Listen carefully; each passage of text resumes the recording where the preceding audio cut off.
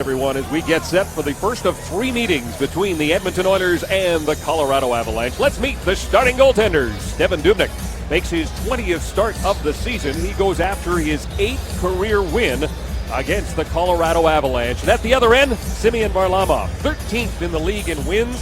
His goals against puts him 10th. Many expect he will be Russia's #1 goalie at the Olympics. And Louis, that may be a little bit more true now with the injury to Sergei Bobrovsky of the Columbus Blue Jackets.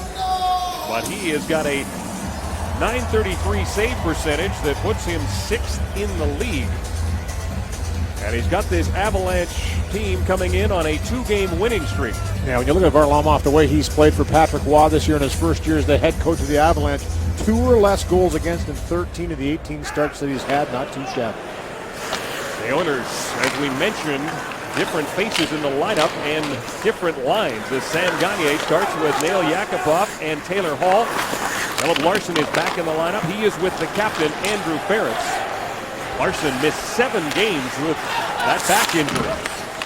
Aranto, Stastny, and Landeskog, the captain for the Colorado Avalanche, are their starting 3 up front. Erik Johnson and this man, former Edmonton Oiler Jan Hejda. Louis, lots of changes to the Oilers' lines for this hockey game. Yeah, no question about it. You'll see David Perron step up with Nugent Hopkins and Eberle to start. Yakupov, Gagner, and Hall on the line together. That should be a speedy one with Yakupov and Hall on the flanks. And a couple other shufflings as well, too. 3 players called up from Oklahoma City injected into the lineup. Marincin seeing his first action in the National Hockey League. Potter back up, and also Anton Lambert. Duchesne with the puck now. He's out there with #1 overall, Nathan MacKinnon, number 29. As Benoit has that puck deflect up into the seats. The Colorado Avalanche come in number 3 in the Central Division, and they're coming off a shootout win against Minnesota. They haven't played since Saturday, and they didn't have a morning skate. That's something that Patrick Waugh is not a big fan of. Yeah, and he's going to go with essentially the same lineup here, with the exception of Corey Sarich. We'll see the night off. And Nick Holden steps in, the St. Albert native, number 2 out there on the ice right now for Colorado. Playing with Tyson Barrie. Arcabello, Hemsky, and Smith, the forward line. Here's Arcabello, comes right out in front, lets a shot go. There is Nick Schultz looking for the rebound. Justin and Nick playing together. Wraparound now attempt for Ales Hemsky at his pocket pick there by Tyson Barrie. Nick Holden, St. Albert's, talked about being excited to step onto Rexall ice. Johnson deflects that shot into the corner from Ales Hemsky. They continue to battle for the puck. Now Smith and Hejda come together. Hemsky out of the corner, being worked over there by Johnson. Stays in the battle. Keeps that puck alive, throws it right out in front. And there he is, Martin Marincin wearing number 85. He is paired with Corey Potter. And the Butterflies, Louis, I guess no morning skate for him. Both those guys in transit. Yeah, they couldn't get here in time to skate this morning, but for Marincin, he's played in this building before as part of the opposition of the Prince George Cougars and also the Regina Pats of the Western Hockey League. So a familiar place for him, but not as a home guy. Let's take a look at the keys to the game, brought to you by the 2013 Ford Super Duty. It's built Ford tough. Well, for the Edmonton Oilers, it's good sticks, and we talked about the defensive zone coverage and how they have to sharpen up their skills in that department. The Colorado Avalanche, a team that loves to move the puck around, look for those seam passes. Sticks will be important for Edmonton. And for the Avalanche, it's limit turnovers. This is a team that loves to run and gun, but every time they've gotten that situation with Edmonton, it hasn't boded well for them. Play a simple game, getting pucks in deep, establish that cycle early. Holding shot goes wide, and Luke Gazdic back in the lineup, and so is Anton Lander. Those 2 playing with Ryan Jones. Lander having a great time down in OKC. 15 points in 18 games, and it's all about a meritocracy, Louis. If you're playing well, you get a chance to come up. I like it. That's the way it should be. Jones tips it in. As the Oilers want to make a change, get that top line back out there. That includes Hall and Yakupov. Sam Gagner is the center on that line. There was some concern about Sam Gagner. Remember, he went heavily into the end boards in that game on Tuesday as that puck is brought in offside. A little aggressive forecheck here by Taylor Hall, and a good stick by him eventually on Landeskog to lodge it loose. So a little urgency early by Edmonton, the big line going out there and not allowing the Avalanche to get out of their zone relatively easy. And maybe a sign of things to come here throughout this game, the way they have to play, pressuring in the offensive zone and turning over pucks. How about two teams that are used to each other from last year and all those years in the Northwest Division? Lou, we played 3 minutes, there's one shot. And it's by the Oilers. Benoit sends it around the boards. Landeskog gets tied up. Destiny moves it ahead. Benoit quickly to P.A. Parenteau. Parenteau brings it across the line. He'll go back to Ginnon. Throws it into the corner. Waiting for it there is Paul Stastny. Nice pass to Parenteau. Blocked by Larson. And it broke the stick of Philip Larson. He is without his cue. Gagne gives it to him. Down low, here's Landeskog. And a great save by Dubnyk. His first of this hockey game. Now another point-blank shot. Stopped by Dubnyk. Off the stick of Parenteau and Hall in a race for it. Here is Taylor Hall moving in a breakaway. Hall shot scores! Taylor Hall opens the scoring. It's 1-0 for Edmonton.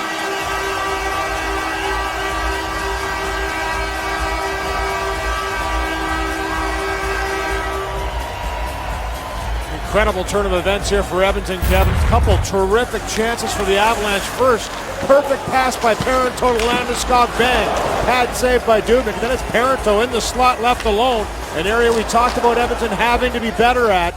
And the puck is just shot down the ice. And I don't know how this one, the draw weight on it just kind of slowed up enough right there for Taylor Hall to pick it up. He gets whacked at the end, but finds a way to thread this one through on the breakaway for a 1-0 lead. 3:44, the time of the goal for Taylor Hall, his 8th of the season. And in his 14th career game against the Colorado Avalanche, he now has 16 points. And the Oilers are on the board. And that's a good thing for the Edmonton Oilers, because when the Colorado Avalanche score first, they're a perfect 17-0. And Philip Larson back into the lineup, Louis. Gets his 5th assist of the year. Yeah, and that was just desperation on his part. Good job by him just to chop it out of the zone. Taylor Hall recognizing a flat-footed defense, just gets on his horse and goes. And a good job by him not only to get to that puck, but to finish it off against one of the hottest goaltenders in the National Hockey League. Varlamov gave up 2 goals on 37 shots against Minnesota on Saturday. But he gives up a goal here on the second shot for the Oilers. And another giveaway. Nugent Hopkins brings it in, but it's brought in offside. Well, the next score and win winner, courtesy of Safeway and Kraft Salad Dressing, is Mary Kadatz of Edmonton. He's won the DVD prize pack. It comes from E1. Congratulations to you, Mary, on the goal by Taylor Hall, who now has 9 points in his last 9 games. The Oilers came into this game tied for 15th in goals for. They've now got 74 on the season. Eberle chips that puck in against Hayda. Eric Johnson spins to try and get away from traffic, and is picked up by Matt Duchene. Duchene to McKinnon. Tracked down there by Nick Schultz. Pushes him off the puck and starts away. He'll send it around the boards. And down to neutral ice where Holden picks it up. That was a nice little support right there by Nick Schultz, who's been put back together with Justin Schultz. The two Schultzes played a lot together last year in Justin's first year in the National Hockey League. So Justin Schultz steps up. Nick Schultz comes over, gets the puck off the boards, and beats McKinnon back into the defensive zone. So a good little combination there to be aggressive, but at the same time defensive. Barry bounces it off the boards to McGinn. He lost it to Smith. Ryan Smith and John Mitchell now go at it for that puck that's just outside the blue line. It finally comes loose. Jamin McGinn shoots that puck right in. Devin Dubnyk sees it go by him. Mitchell against Potter. Talbot in there to help out. Max Talbot came over in a trade with Philadelphia for Steve Downey. Smith.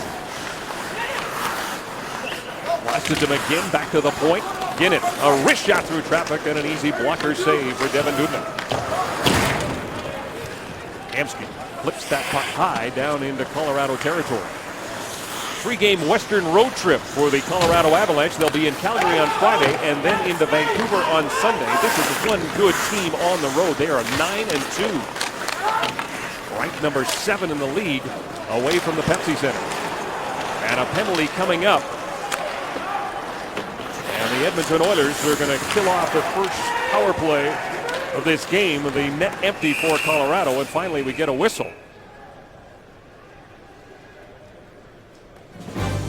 When we come back, Colorado power play as Jones heads to the box. Hopefully the next 2 minutes. Dallas Eakins seems like his first run through the NHL as a head coach is always bumping into somebody that he knows, and that was the case this morning. When Eakins was a member of the Toronto Maple Leafs organization, Francois Allaire was the goaltending coach, and now he is the goaltending coach with the Colorado Avalanche. Everything was friendly this morning, but as you know, once it's game time, it then turns into a rivalry, no matter how well they got along in the past and present. Colorado 16th in the league in power play. Did not have an opportunity in the game against Minnesota. In fact, Minnesota didn't either. Nobody had a power play. Don't see that too often. 17th ranked penalty killers go to work for the first time in this game. The power play for Colorado has hit a dry spell. That game on Saturday notwithstanding, they're 0 for 9 in their last 4 games. Erik Johnson will backhand it in. Landeskog going after it. Potter gets there first. He is with Barrett. Stastny plays it back to Johnson at the point. He'll quickly go across to Benoit. Potter on the intercept. Throws that puck. He fought down the ice, but that one goes into the seats. And good for Corey Potter. Not good for Corey Potter. It did not get deflected. He thought it did, but it didn't. It went straight out. I thought I heard a little bit of a noise too on the play, but it must have been a stick hitting the glass. Potter has a little bit of time to look here and just gets a little aggressive and flings it up over top of the glass. Certainly goes right over. So a 5-on-3, a lengthy one, 1:14 for the Colorado Avalanche coming up, and an opportunity to even this game. Duchesne will line up against Arcobello, who wins that draw to Schultz, and Schultz sends it down the ice. Nick Schultz and Andrew Ferentz along with Arcobello, and the key there, Arcobello wins that faceoff. He is third among rookies in the circle at over 50%. Barry with the puck now. Parenteau to Duchesne. Duchesne. Barry fires a shot. That's blocked. Parenteau gets it back again. He'll give it to Barry. Barry down low. McKinnon to Parenteau, walks in. Deflected by Arcobello. Duchesne with it now. Duchesne slides it across, and Nick Schultz is there to break it up. The pass intended for Nathan McKinnon. O'Reilly gives it to Parenteau. Parenteau. Duchesne once again will direct traffic from there. Duchesne back to Parenteau. Fires it up high, and it caught Dubnyk in the mask. McKinnon with it now. 20 seconds of 5-on-3 remaining. Parenteau again to Duchesne. He snapped it across. McKinnon wasn't ready for it. Barry will give it to Parenteau. The crisscross. E.A. Parenteau. Duchesne walks in. He tries to slide it across. It does end up on the stick of Parenteau down low. McKinnon out in front. Duchesne bangs away. They can't get it home. Barry with it now. One penalty is over. Still pressure for the next 44 seconds. Tyson Barry with Jones out of the box, and he played it back to Parenteau, and now Jones is on his horse. Look at Ryan Jones out of the penalty box. He'll get to that puck first. Got there ahead of Ryan O'Reilly, got support from Smith. He'll play it back to Schultz, give it to Larson. Larson controls it. Nick Schultz to Ryan Smith. They get a change. Here's Gagne playing keep away. Good puck control, some excellent penalty killing on the 5-on-3 as well. Real active sticks. And we talked about that being a key for Edmonton, Kevin, with the passing ability of Colorado, the plays they can make down low. An excellent job of getting out of that one. Erik Johnson throws it to net. The penalty is over. Poitras back on the ice, so the Oilers kill off a 5-on-3. Erik Johnson's shot deflected, and Dubnyk had to be sharp as Mitchell was providing the screen. Potter against Landeskog. Schultz plays it behind the net. Gagne waiting for it. Ada pitches in to try and keep that puck in, and it gets deflected into the first row. Well, you know, always a tough situation. 1:14, 5-on-3 for the Colorado Avalanche. Look at the stick work down low here by Edmonton. Good triangle formation in the pyramid, but watch the sticks back and forth, taking away lanes. Just really active. Arcobello first, then it's Ferentz that steps out with the stick, with the body, nowhere to really go. And Colorado is forced to take that high shot instead of a down low play. So taking away those seam passes, throw it down low. An excellent job of killing off that 5-on-3. That one got through, but it had to be a real hard one to get through the active stick of Ferentz. So some excellent work by Arcobello, the forward in that trio, and also the two defensemen down low to shut the door. Fourth line on the ice for both teams right now. Marincin behind the net. He is a big guy, but not the heaviest dude in the world. Louis, you talked about almost 200 pounds. I think he's a little bit shy of that. Yeah, bulk him up. Big frame. Speaking of big, Bordeleau. He's 6'6".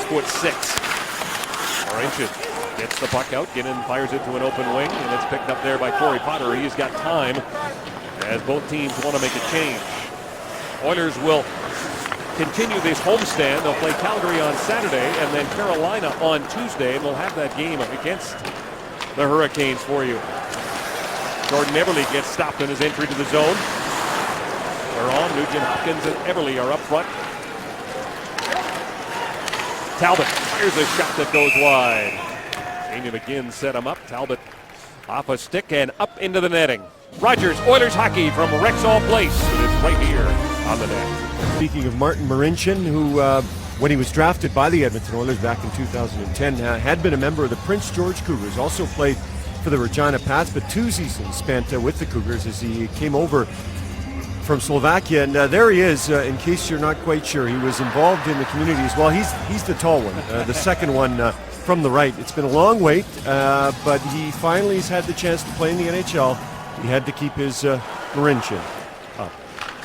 Couple of real good solid shifts for the youngster as well. Only 21 years old still, so defense typically one of the positions a little longer to develop for players, but had a real solid rookie season last year in the American Hockey League with 30 points down there, played a good overall game, and has carried it over this year.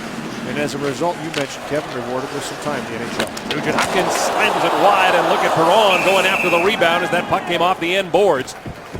If not for a good play by Eric Johnson, Perron would have had a goal. This perfectly preserved uniform came to us via a generous donation from our champion's wife. Pick your winners today with Pools. Good chance here created by Nugent Hopkins. Just another little steal high in the zone. Decides to take the shot. Handcuffs Varlamov, who was a little bit out of position on the rebound. And for David Perron, who's been red hot as of late, 9 goals in his last 12 games, couldn't convert there on the rebound.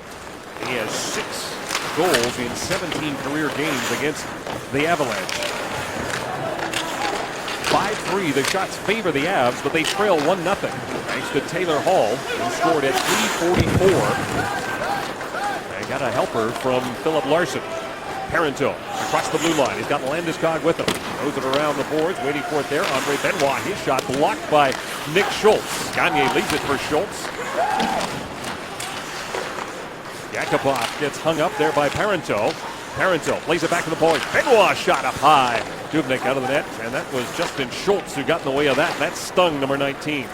And he is headed to the bench slowly in some pain.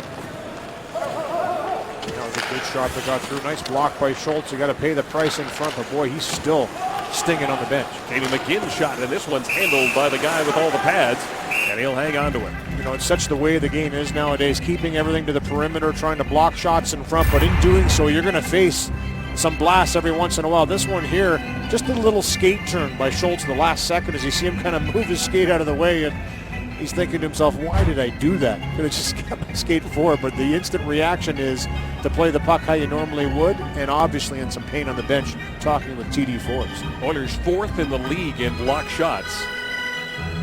They had 10 in that game against Phoenix on Tuesday. McGinn shot doesn't make it through. Another block this time by Arcobello. Marincin bumped by Mitchell, but stays with the puck, and he'll get it to Smith. And Smith in a race now with Tyson Barrie. Smith will get there first. Get a little help from Hemsky as that puck comes loose, and it's picked up now by Nick Holden. John Mitchell across the blue line.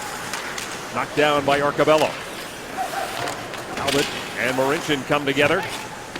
Mitchell after that puck goes long with Arcobello, but it is Mitchell who has possession. Mitchell trying to feed it back. It was broken up by Smith and picked up now by Hemsky. Arcobello going to the front of the net. Here's Mark Arcobello, and he couldn't get a stick on it. He had big Jan Heda on him, and Heda went into the boards, hurt his knee. Here's Arcobello with a backhand. Varlamov makes the save. The concern right now for Jan Heda, who went awkwardly into the boards. And he's still immediately down. came up holding his leg. Big man right there going into the boards. And you can see the look. He is not feeling too well right now. And for Jan Heda, a big part of this team. He played 39 games in an Oiler uniform back in 06-07. And not really sure where the injury is in the body of Heda, but he went in awkwardly. And there's a little bit of concern, obviously, on the ice right now as Varlamov has come over to take a look at him as well. And it was a bouncing puck into the zone. And Archibald, little spin right there at the last second. It's Heda that blows the wheel. So no real contact from Archibello, just goes down awkwardly and right there. Oh, yeah. The right skate gets caught and twists underneath the body. And watch it come back out as it bounces back through. So he pulled it through in the twisting motion. And that doesn't look good. He's going to go down the tunnel. Oh, Jan Heda is headed off. And just before the Oilers got to Dallas, Stefan Robidas similar suffered to a that bad one. And that break. didn't look like much, and we all know what happened to Robida.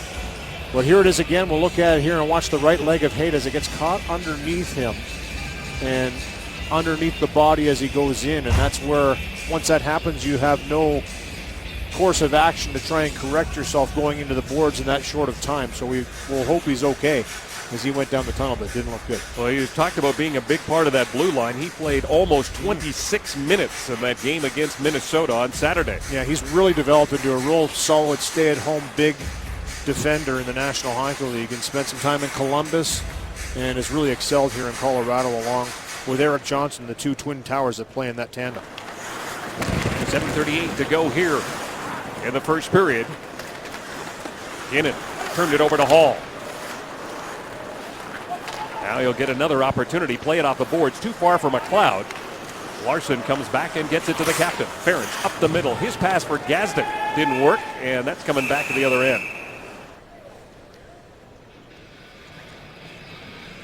Well, Kevin, for Patrick Waugh stepping in there as the new head coach of the Avalanche off to one of their best starts in franchise history, and only the 2000-2001 Avalanche with 18-4-3 record have more points, but this year the most wins after 25 games ever in franchise history. So Patrick Waugh carrying over a pretty darn good playing career as a head coach in the National Hockey League. It's also their best start in team history on the road for the first 11 games. They're 9-2. And this is a team that finished 29th overall last year.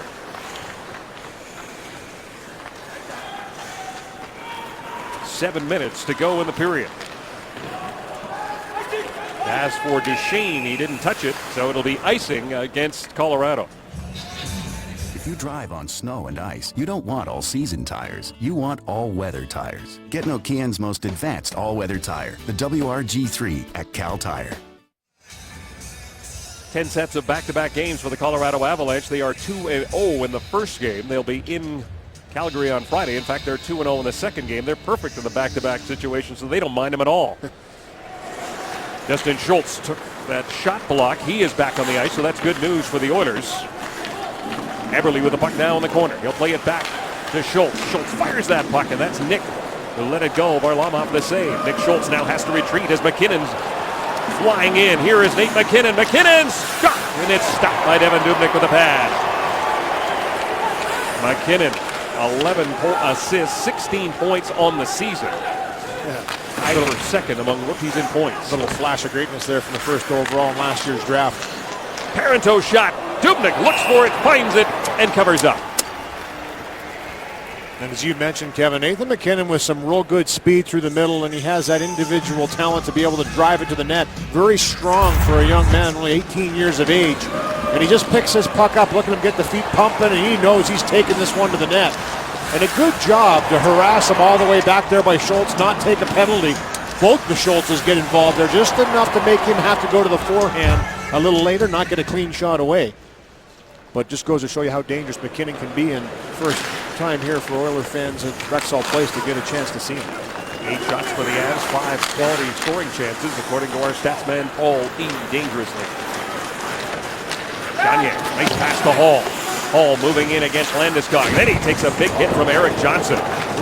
Gagne comes in and gets that loose puck. Gagne, pass intercepted and back the other way. Landeskog will give it to Parenteau. He's got Ginnon joining the rush, but he won't get a chance. Gagne recovered nicely defensively. That's a good stick right there, too. Again, defending well on the way back. It was Larson, I believe, who just didn't back up that far. Stayed in the battle.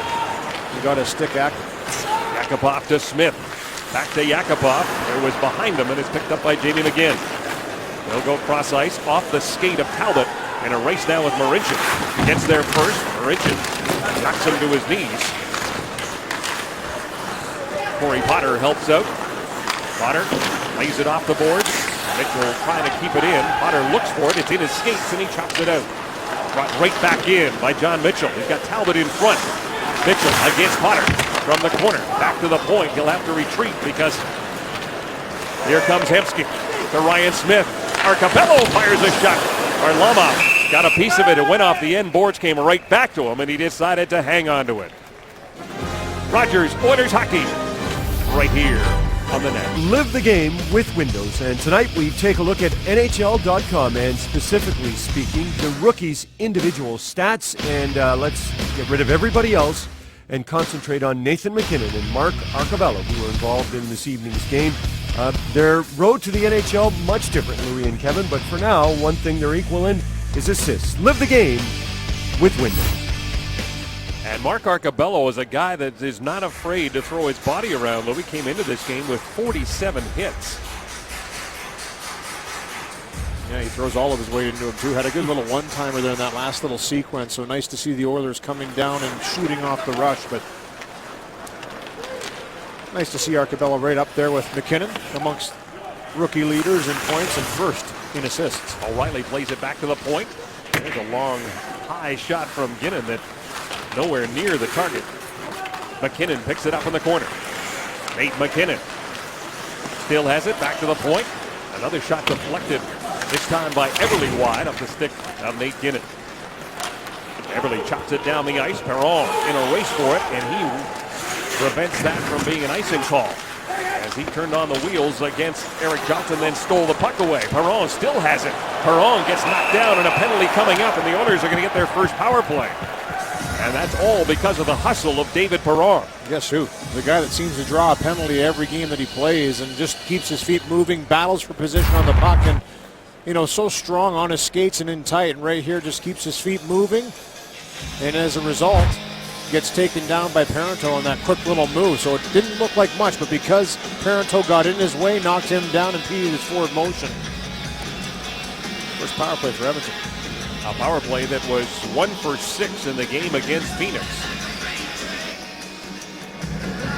And is ranked 6th overall at home. 11 of their 19 power play goals have come right here at Rexall Place.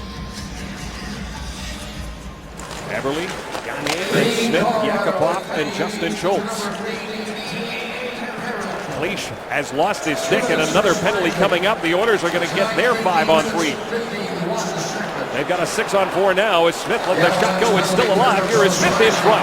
And finally being touched by Nate Ginnon. So for the next minute and 42 seconds, the Oilers will have a 5-on-3 as Marc-Andre Cleach is headed to the box. Well, right where we saw the same thing happen with the Avalanche in their first 2 power plays. They had a 5-on-3 for 1 minute and 15. Now Edmonton will have an even longer one for 1 minute and 42. And it was right there. Cleach did not drop his stick right away after it was broken. Then he reaches down with the hand. I think it was because he played with a broken stick that he's going to get the 2 minutes.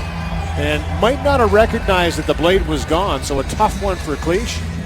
Seeing his most action in the National Hockey League in his pro career, but a lengthy 5-on-3 here for Edmonton. Colorado 5th best on the road when it comes to killing penalties. He gets an interference call, but Louis, you were right. Could also have gotten the line with that broken stick. Now Justin Schultz bobbles at the blue line, and the Oilers will have to reset. 3.5 minutes to go here in the second period as Taylor Hall, the goal scorer, drops it back for Jordan Everly. He'll give it to Schultz. Schultz to Nugent Hopkins. Nugent Hopkins works his way in, back to Schultz, now to Hall. Hall over to Schultz. Schultz moves to the middle, crisscrosses with Hall. Down low it goes. Everly upstairs, stopped by Varlamov. Nugent Hopkins trying to center it. Perron in there as well. But it is Holden who fires at the length of the ice. Good chance there by Eberle to walk it out and rings one off the side of the bar, I believe, on that chance. And then good job by Holden down low to dig that puck loose and put it 200 feet down the ice. A bobbling puck now, and Stastny going after it. Perron gets there first, but his pass for Schultz gets by him. And that chases Perron back into his own zone. 33 seconds of 5-on-3 time remaining. The Avalanche get Stastny on, and Talbot will hop over the boards. Number 25. Nugent Hopkins back to the point. Schultz with it now. Schultz will give it to Hall. Hall moves to the middle. Hall still has it. Beats it down low for Eberle.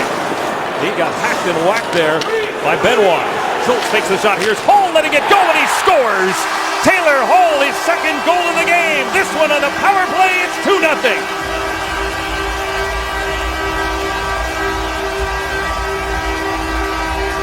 I'll tell you, Kevin, the power play was anything but smooth, but they found a way to get it done, and it was Taylor Hall who gets the blast away. Good penalty killing by the Avalanche. Got to give them credit here. They kept things to the outside, but for Edmonton, just couldn't seem to find that shot. You could tell Hall wanted to shoot it there, but he doesn't. Good work by Eberle to keep it alive, and eventually it's the one-timer once again by Taylor Hall.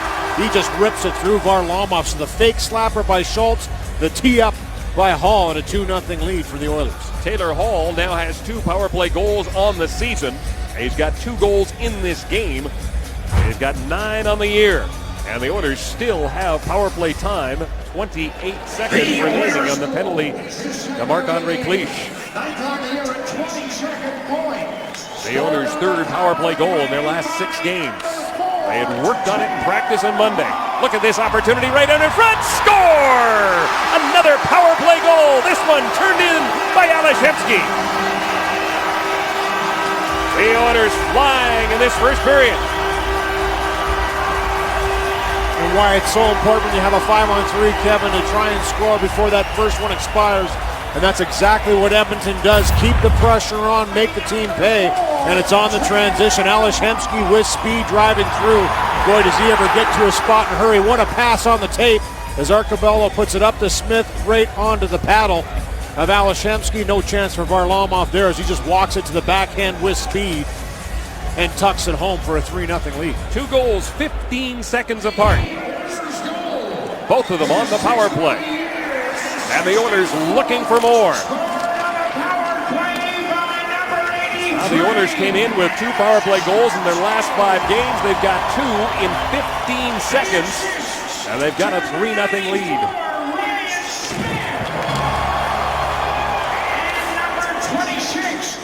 Mark Arcobello now has the assist lead for rookies.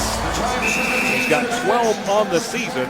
Ryan Smith picks up the other helper. And by swiping a free club card at Safeway, Todd Dean of Fort McMurray has won the Garmin Newbie 2597 LMT GPS, courtesy of Safeway and Kraft Salad Dressing. And that's for the 2nd goal of the game for Taylor Hall.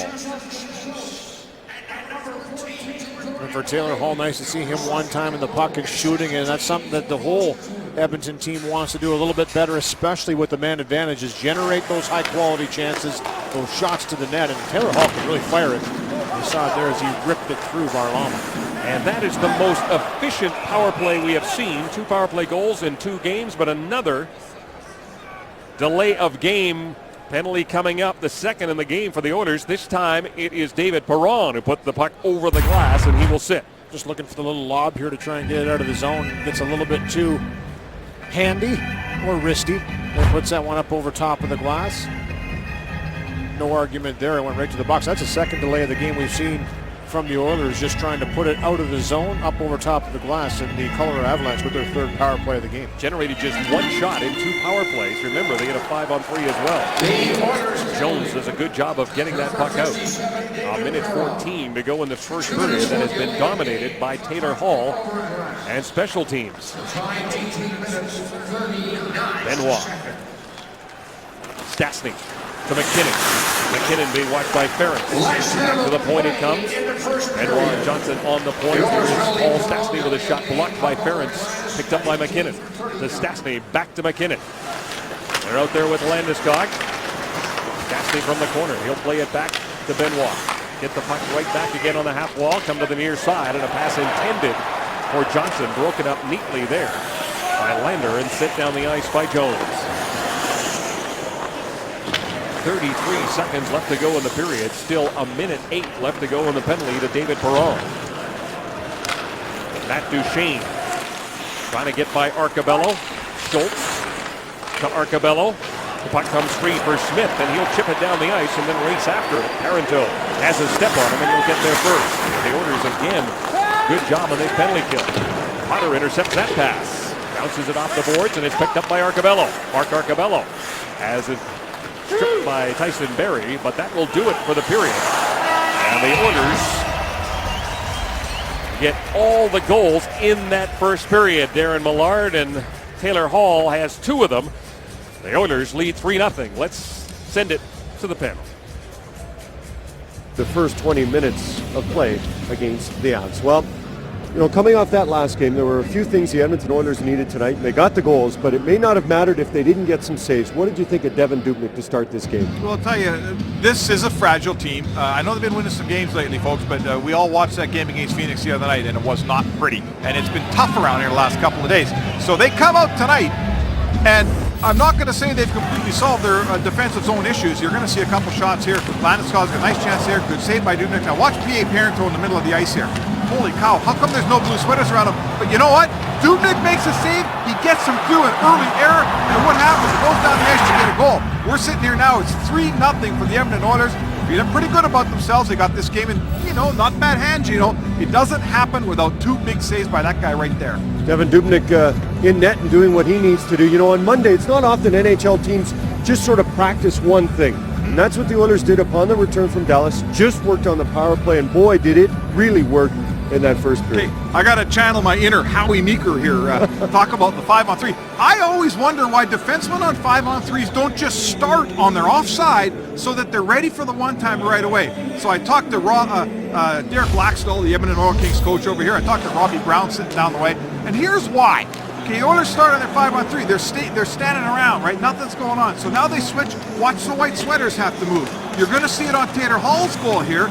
They start the same way. Not a lot going on, Look at the white guys when they switch. All of a sudden, the centerman comes down, number 5. All of a sudden, they're all in a row. You see those Colorado guys? They're not in position. Taylor Hall on the offside. He makes some use out of how they've mixed up the defense. So when you're like me and you go, why don't you just start that way? Maybe that's why they don't just start that way. Yeah, Dallas Eakins not smiling, Kevin and Louis, but he should be, considering how that first 20 minutes went. Now let's talk about that first 20 minutes, guys, when we take a look at the scoring summary brought to you by Worley Parsons Cord. Taylor Hall gets the Oilers on the board with that goal, 3:44 in, then follows it up with his second of the game, 9th of the season on the power play from Schultz and Eberle. Ales Hemsky right afterwards, and I mean right afterwards, scores his 6th of the year to make it 3-0 Oilers. So bang, bang, bang. In the first period, the Oilers lead this one 3-0. Martin Marincin in his NHL debut plays 4 minutes and 23 seconds. And the Oilers with a 3-0 lead as the second period gets underway. Semyon Varlamov stays in the cage for the Colorado Avalanche. They'll be in Calgary tomorrow. And J.S. Giguère slated to start in that game. Lander, good job as he pushes Barrie out. The Oilers still short-handed with a delay of game penalty being served by David Perron. And he is set to get back on the ice. And we've got more prizes to give away. Walter Corral of Edmonton swiped the free club card. The app of Safeway and Kraft salad dressing has won the Hoover Wind Tunnel multi-cyclonic bagless canister. Congratulations to you, Walter. And that's on the goal by that man, Ales Hemsky. And for Ales Hemsky, his 6th of the year. He's got a 4-game point streak going. Yeah, pretty easy one from his standards. In his point of view, nice pass from Smith on the fly, and he just had to walk it around Varlamov on the quick strike attack. So Ales Hemsky keeping his hot hand alive. Louis, I've heard you talk about winning the special team battle. The Oilers have 2 power play goals. They have held Colorado 0 for 3. Colorado just 1 shot with a man advantage so far tonight. Some real good penalty killing early here, too. You saw Anton Lander, you mentioned it, Kevin, really aggressive with the stick, finish with the body to get the puck out of harm's way, and following it up afterwards to kill the time that was remaining on the power play for the Avalanche. A strong start for Edmonton to get things going in the second period and keep their 3-goal lead. There's Marincin. He'll give it to Hall. Hall with 2 goals on the night. Lost it there as Johnson looks behind the net. And Marincin checked his man. That was Paul Stastny. kept in by Ginnon. Potter plays it to an open wing. Hall there, lets it go. And the Avalanche retreat back into their own zone. Ginnon will give it to Johnson. Eric Johnson right up the middle, trying to get it to Landeskog. Broken up by Nugent Hopkins. Justin Schultz chased back into his own zone. The Oilers with 10 block shots in that first period, Louis, and more painful ones for Justin Schultz. David Perron with it now. He'll fire it towards the net. That goes high and wide. The Colorado Avalanche, speaking of injuries, down to 5 defensemen. Jan Hejda will not return, a knee injury, after going into the boards heavily in the first period. Yeah, we saw his right leg get caught underneath him as he went down after getting tied up with Mark Arcabello in the defensive zone, and as a result, that twist, obviously a knee injury, now we know that, and he will not return. So tough loss for the Avalanche. One of their key guys back there in the defense corps, logs a lot of minutes for them. And a veteran. They don't have a lot of veterans playing on their blue line. We talked about Nick Holden. He didn't dress the last 5, and he is in the game right now as Hemsky brings it in. And Hemsky checked by Benoit. Larson able to keep it in at the point. Down for Hemsky, being watched by Benoit one more time. Arcabello challenged by Mitchell. The puck comes back to Ferentz. Hemsky gives it to the captain. A quick up for Arcabello. Arcabello wants to get a line change in. He'll just chip it in. The Oilers with 8 shots. The Avs with 10. These teams will meet again later in this month. They'll be in Colorado on December the 19th, and then you'll have to wait till April the 8th when these teams hook up here at Rexall Place for the final in the 3-game series. Remember the old days they used to play 6 times against each other? Yep. Colorado now in the Central Division. They currently sit 3rd. Barry goes behind his back. Schultz pinches. The puck gets by him. Nick Schultz there to help out his partner. Oilers want to get a change. Bordeleau to McLeod. Hall off the bench, disrupts McLeod. Leach behind the net, tied up there by Nick Schultz. McLeod's got it. Taylor Hall picks it up to Gagne. Back to Hall. Stopped by Ginnon, carrying on is Yakupov.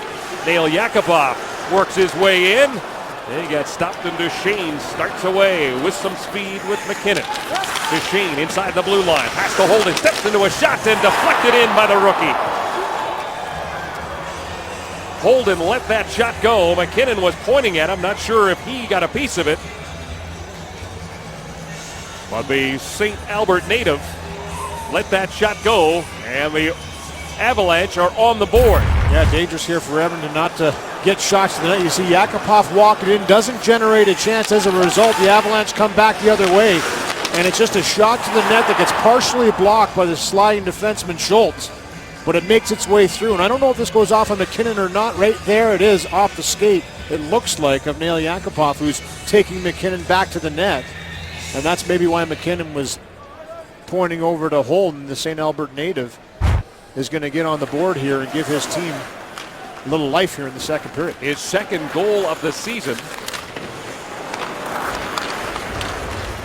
Officially right now it's being credited to McKinnon, but I think if they look at the replay, they'll see that it was deflected in. We'll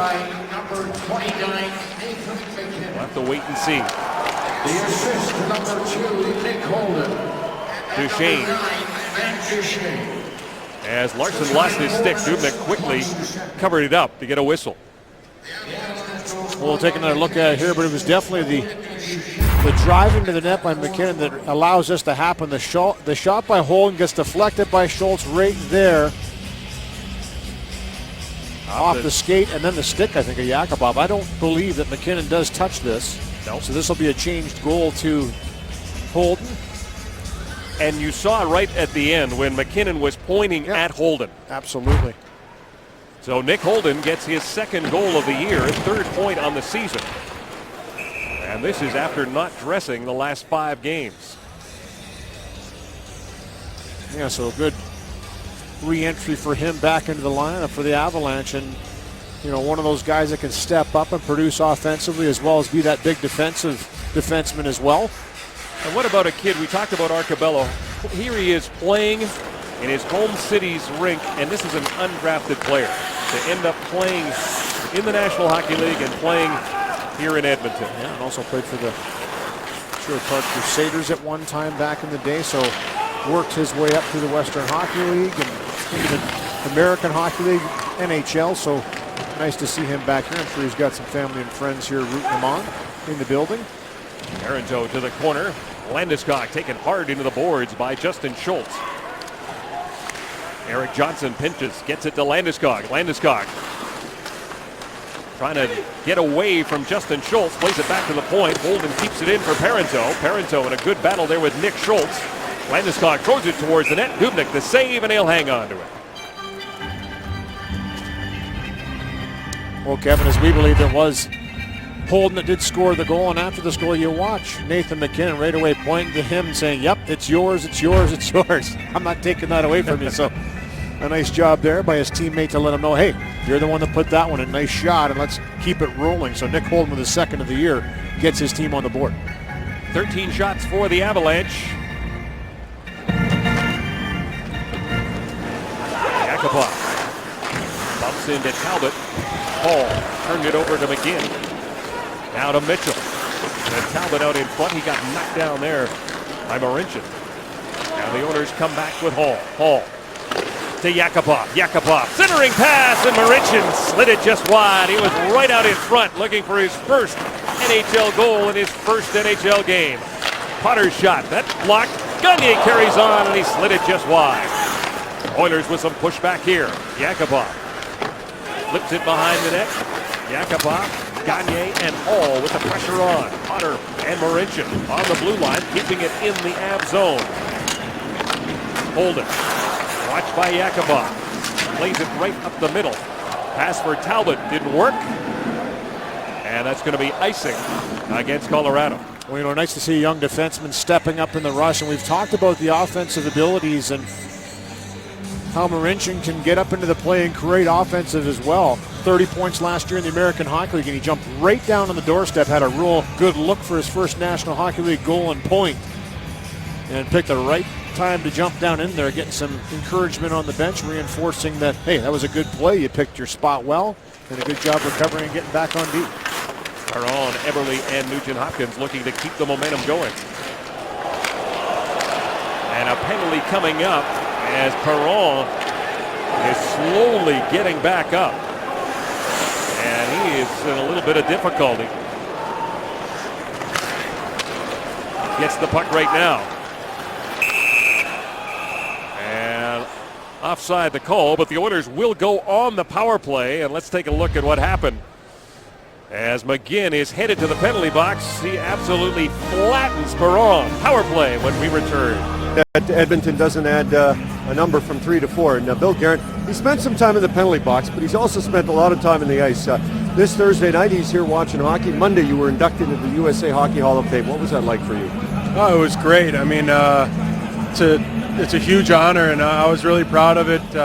Really nice to go in with my buddy Dougie Waite, and it was a great event. They did an excellent job, and like I said, very proud of it. You're now working for the Pittsburgh Penguins. What's it like being involved in player development?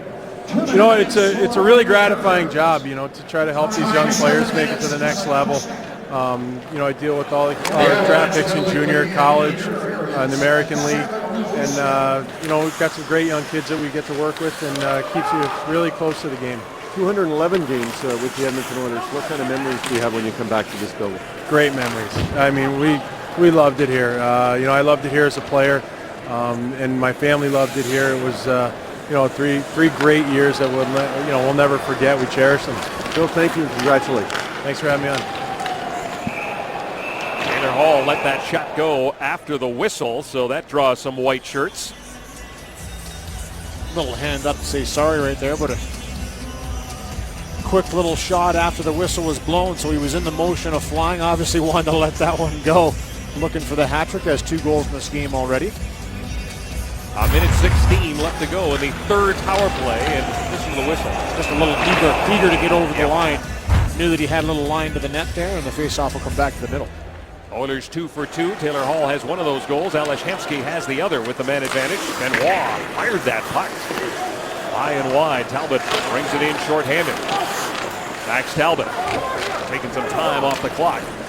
Ryan Smith gets it back again. He'll give it to Jordan Eberle. A minute to go in the power play. Justin Schultz brings it in himself. Dishes off. Here's Yakupov hammering a shot. Varlamov makes the save. Yakupov gets it back again. Up to Gagne at the point. Sam Gagne will go cross-ice. Good play by Talbot to tip it away. Force Schultz back into his own zone along with Sam Gagne. Gagne gets to center. Dishes it in. Eberle going after it. Gagne sweeps it around the boards. Ryan Smith back to Eberle. Back to Smith. Checked by Ginnon. And Nate Ginnon couldn't get it past Gagne. Sam Gagne with Smith out in front to Eberle. Give and go with Gagne. Sam Gagne back to the point. Justin Schultz. He'll give it to Gagne. Fires a shot. Hit Ginnon. And it comes to Ryan O'Reilly. Quickly up for Duchesne. Duchesne moving in shorthanded. Duchesne good burst of speed. But he couldn't get a good shot away thanks to Justin Schultz. The penalty is over. Jamie McGinn's back on the ice. There's a sharp angle shot taken by Tyson Barrie. Stopped by Devin Dubnyk. 14 shots for the Colorado Avalanche. They trail by 2. Eric Johnson to the middle. Landeskog fires a shot. Great save. Parenteau jumps on the rebound and makes it a 1-goal game. Dubnyk stopped the first shot, but the rebound comes to P.A. Parenteau, who came into this game without a point in his last 4. Playing with fire. Edmonton real sloppy shift in the defensive zone after really not a great power play to generate a whole lot of chances. And good work down low by Duchesne. He was the one that set it all up with the drive wide into the offensive zone. And they just stay in the battle. Eventually it's Landeskog, too much time in the slot once again. And the hard shot is stopped by Dubnyk. But it's Parenteau that just drives himself to the front of the net, finds this loose puck, walks around. And nice hands here just to hold on to it for that second, find the open lane and tuck it home to bring his team to within 1. Landeskog and Johnson get the helpers. And Gabriel Landeskog takes over the team lead in points that he shared with Matt Duchesne. He's got 21 on the season. And P.A. Parenteau has now got 8 goals on the year. And suddenly we've got a 1-goal game, Lewis.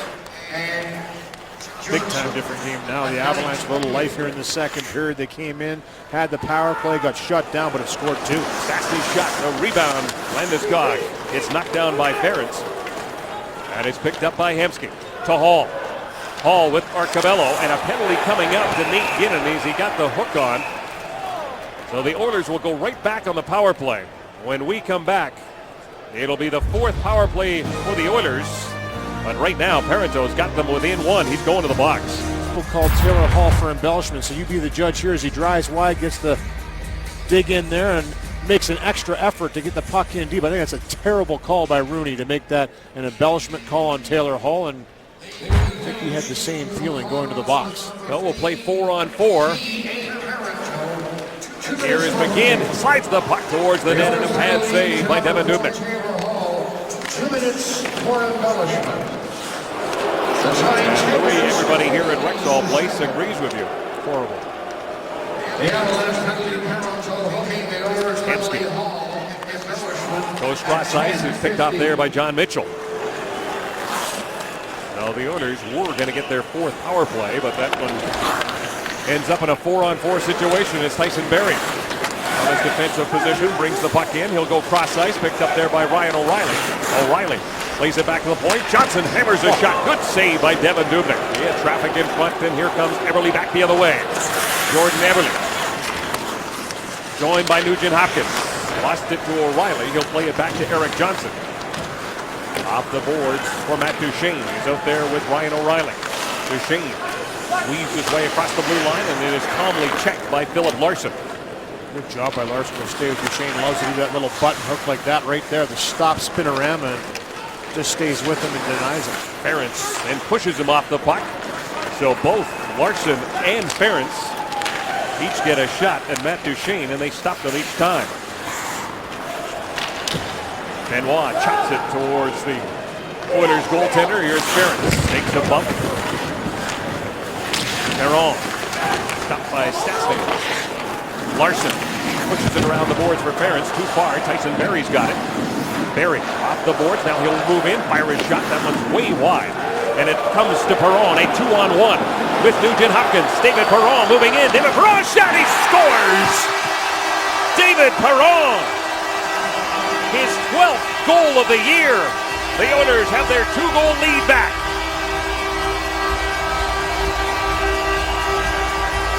What a shot by David Perron, and just a good heads up by him, knowing that he has Ryan Nugent-Hopkins driving wide. It was a good play down low first by the Avalanche. Tyson Barrie with the shot that comes around. And for Perron, he knows he has Hopkins driving to the net, but he's on a hot streak right now. He likes to shoot the puck. So that's exactly what he does. Head up, finds the hole, and drills it by Varlamov for a 4-2 lead. It's his 3rd goal in his last 2 games. And David Perron now on a 4-game point streak. You know, sometimes the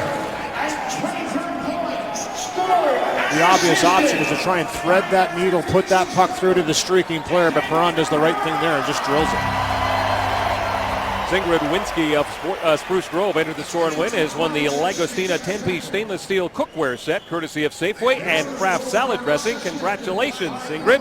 And congratulations to David Perron as he gets a dozen goals on the year.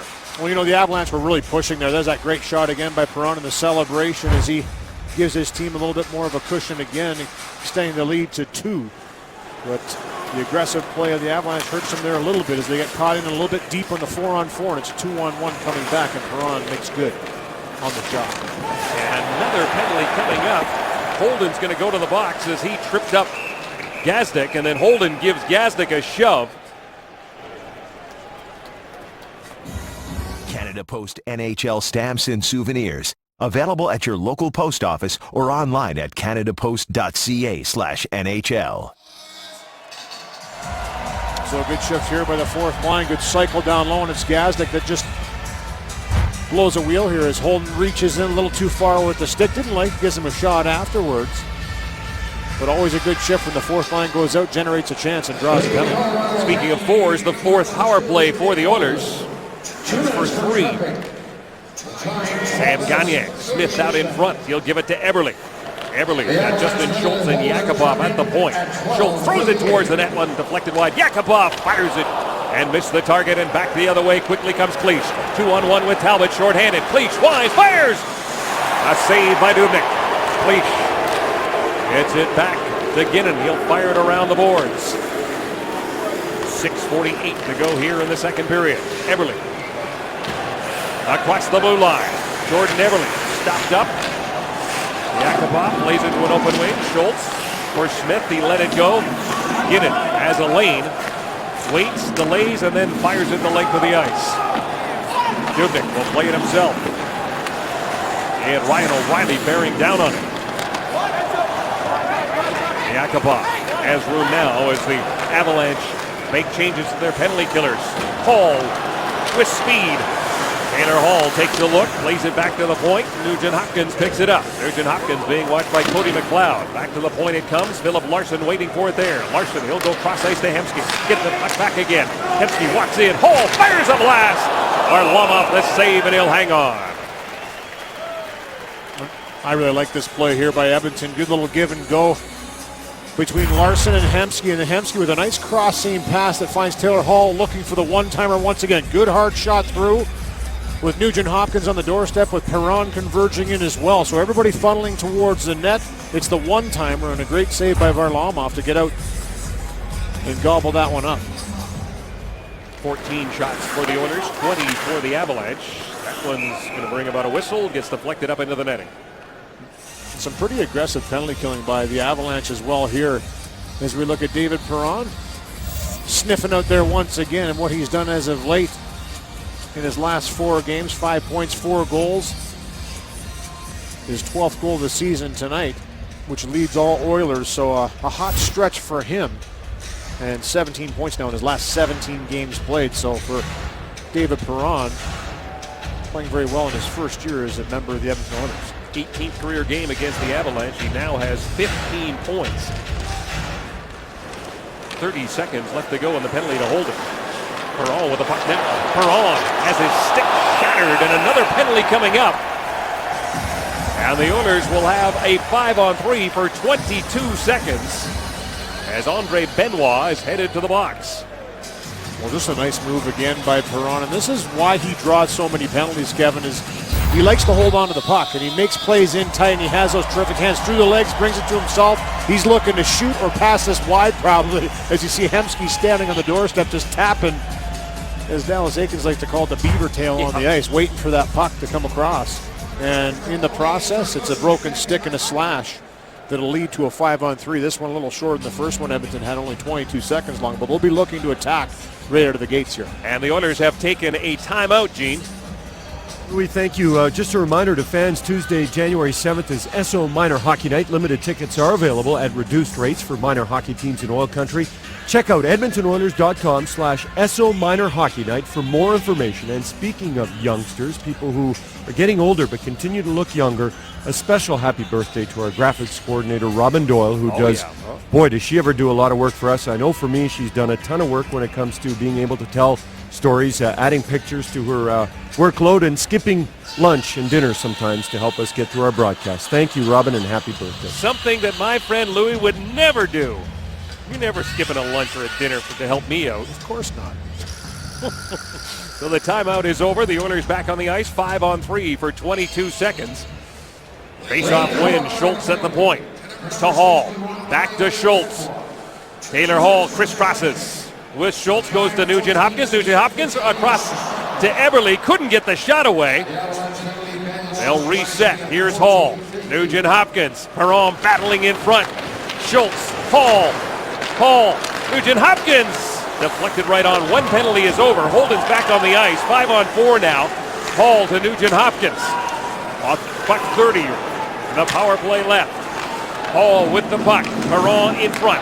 Nugent Hopkins walks in, fires a shot that gets deflected by Ginnon, and that goes up into the netting. Oh, good urgency here by Edmonton. You know, some good puck movement. It was a pass by Nugent Hopkins right through to Jordan Eberle, and he's so good at making that pass. And it's not an easy one because everyone's looking for it, and they know that he wants to go there, but he has a way of threading it through there. And then afterwards, the Oilers pounce on that loose puck once again. It's Hopkins this time that tries to get it through, and a good block right there. You saw Ginnon get down and deflect it up over top of the glass. John Mitchell will line up against Ryan Smith. Buck 20 left to go. And the fifth power play for the Oilers. Alex Hemsky with Smith going to the front of the net. Hemsky with Gagne. Larson on the point. Back. Marincin getting an opportunity. He goes down low. Hemsky takes a look. Larson's in front of the net. Now here's Marincin firing a one-time shot. And that was blocked again by Nate Ginnon. And Ginnon able to send it down the ice. Well, blocked there by Ginnon. Nice to see Marincin get some power play time here, Kevin, in his first National Hockey League game. And something that we heard Dallas Eakins talk about, that offensive upside, maybe get him in there a little bit, try and find that. But a good one-time shot. So you like to see a youngster get in there with confidence and take that shot when it comes to him. And it was Larson that fed it over to him. And he blasted through it. Got deflected, but he does have that big shot from the blue line. Look at this. He's tickling the rafters, so to speak, waiting for this one to come over with traffic in front. A no-brainer. Try and get it through, and another real solid block by Ginnon. Nugent Hopkins against Duchesne. Nugent Hopkins wins the faceoff. Larson stays out there. Justin Schultz with the puck now. Schultz to Perron. Perron feeds it to the middle. Larson knocked down there by Duchesne. The puck free. Eric Johnson lays it off the glass and sends it down the ice. O'Reilly will be the first guy to get to it. O'Reilly giving a bump by Larson, fights him off. Ryan O'Reilly now checked by 3 Edmonton Oilers. Duchesne and O'Reilly causing havoc. With time winding down and the penalty to Benoit, it is over.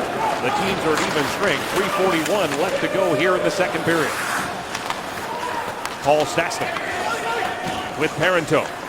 Stastny hangs onto it, circles the net, plays it back to Ginnin. Ginnin fires a shot up high. It's loose. And there is David Perron trying to chop it out. Can't get it by Paul Stastny. Parenteau. Landeskog. That one goes wide. Parenteau hangs on as the Avalanche putting on pressure here. Tyson Barrie's shot, and Devan Dubnyk seen enough. He'll make the save and hang on. David Perron, 12 goals. He leads all Oilers. The celebration here at Rexall. And it put them into the playoffs, and that has him in the running, at least for now, for the Coach of the Year. Not that he's never won any trophies in the NHL. Won the Conn Smythe for playoff MVP 1986, 93, and 2001. Has won the Vezina 3 times, best goaltender, 89, 90, and 92. And he's also won the Jennings Trophy for goals against in 1987, 88, 89, 92, and 02. Waugh with his own hat trick of trophies. And speaking of winning, he just flat out wins games, 551 in his career. Only Marty Brodeur has more.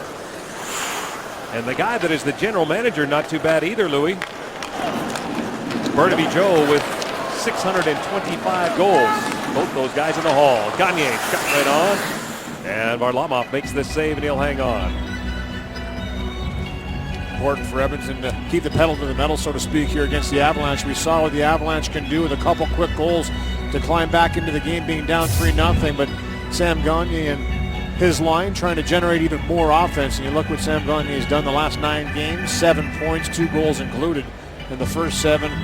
Just a little bit slow getting out of the gates, but that broken jaw, no doubt, was giving him a little bit of a hard time. Missed the first 13 games of the year, Kevin, and has progressively gotten better each one. And it's Arcobello, Smith, and Hemsky out there now with 2:40 left to go in the period.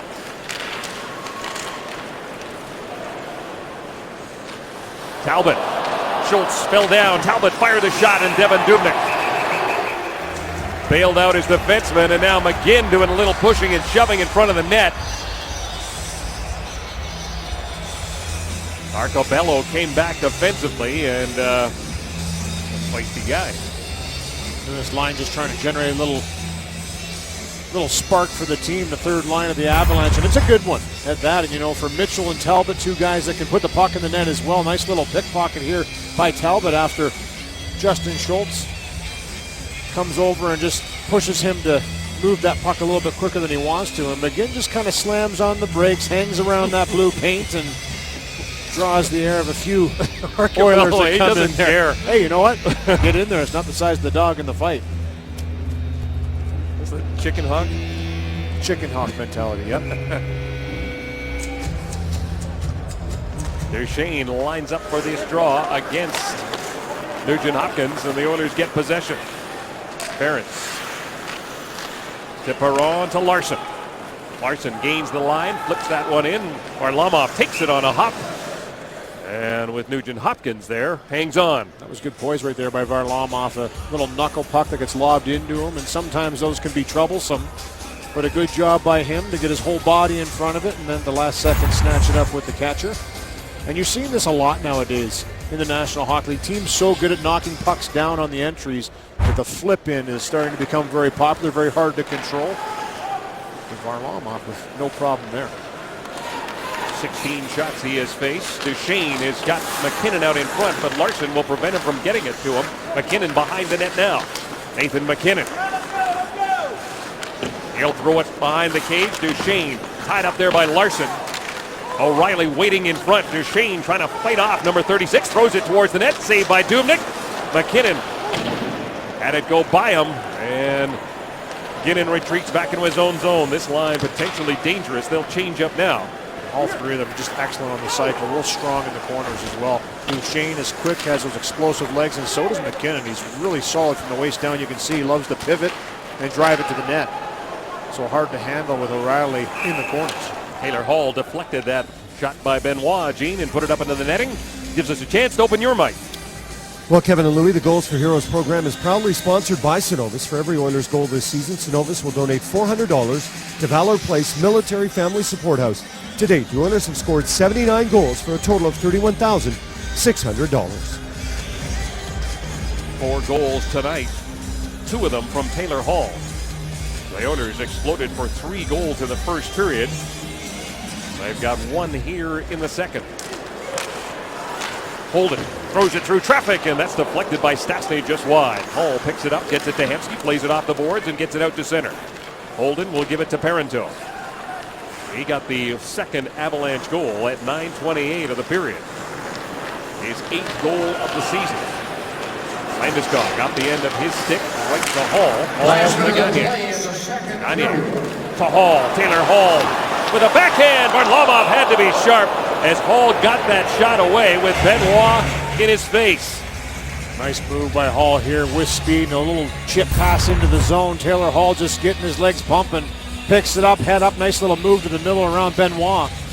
And that quick little backhand looking to open up the legs of Varlamov and bring it back across the grain. Good save by him to get down and keep those pads tight together and make the save. Arcabello against Mitchell. Mitchell gets thrown out. And Max Talbot will line up against Mark Arcabello as the best face-off man. Wins another one in the absence of Boyd Gordon. Gordon missing his 3rd game with that shoulder problem. Eberle with a button hook. 38 seconds left to go in the period. Oilers cycling. Arcabello, Eberle, and Smith. This is Eberle with the puck. Schultz fires it, and Nick Schultz missed it. And McGinn picks it up. He will flip that puck down the ice, but look at the English on it as he got the right drag, and it's not icing. Perry takes a look, just a dozen seconds to go in the period. He'll go up the middle, tipped in by McGinn, and it went right onto Ference. Those don't hurt as much when you're winning.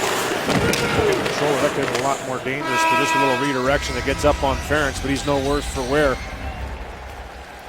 The Colorado Avalanche, Darren, outscore the Oilers in that period, but still trail by 2 after 40. Well, the Edmonton Oilers in the Alberta capital taking on the Colorado Avalanche, facing a little more stress in period number 2, but the fact is that they still lead by a score of 4-2. It is the Christmas season, time to deck the halls. Happy Christmas, happy holidays, Merry Christmas. Yeah, Taylor Hall has, I said deck the halls. I didn't get that. Yeah, I know. It's rare that you'd have a pun. It's rare you'd have a pun. Yeah, it was just as bad the second time. But he hasn't been. Go ahead. Talk about Taylor. No one's decking the hall tonight. He's got 4 shots on net. Seems like he's got about 10. Okay, your team's struggling. You're coming off maybe your worst game of the year against Phoenix. What do you need? You need your leadership to step up and show you how it's done. Not talk about how it's done. Not stand around the room on a soapbox. Go out on the ice and play like the best player on the ice tonight. You're looking at him right there, number 4. See that play? Strong on the puck. He's improving there. Watch this play. He's going to make a one-on-one move on Benoit here. You know what? It's okay because it's 10 feet from the net. He was making that move at center ice and at the offensive blue line too often, and it was killing the Oilers. We're not seeing that anymore from Taylor Hall. He's making it at the top of the crease.